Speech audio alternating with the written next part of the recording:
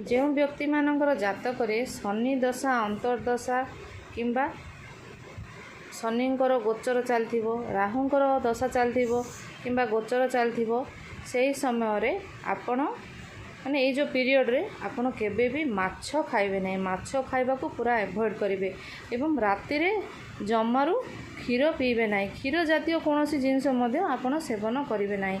यही दुईटी उपाय करने द्वारा आपण को माने आपण जातक जदि शनिंकर राहुंकर किसी कुप्रभाव खराब फल भोग होता है ताहा ऑटोमेटिक कटि कटिकी जीव। एवं प्रत्येक शनिवार दिन आपण ठाकुराणी मंदिर जीवे। ठाकुराणी मंदिर रे आपण दीपटे लगेबे।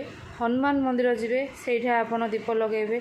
यह करने द्वारा आपण जातक शनि ग्रहंकर एवं राहु ग्रहंकर जहाँ सबू कुप्रभाव दूषित फल आपण को भोग होतुबो सेथिरु आपण को अनेक परिमाण रे शुभ फल प्राप्त होबो एवं आपणकर कौनसी अनिष्ट हेबो नाही।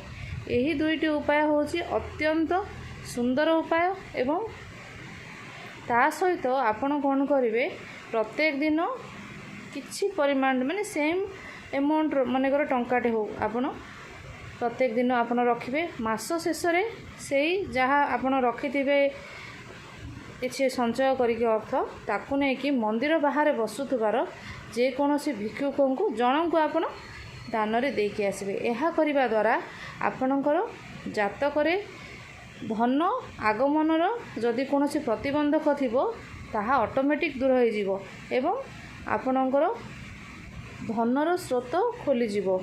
जदि कौन व्यक्ति बेरोजगार थिबे से मध्य ये उपायटी अक्लेशरे करें एवं यही उपायटी करने द्वारा तांकु बहुत परिमाण रे शुभफल प्राप्ति हो।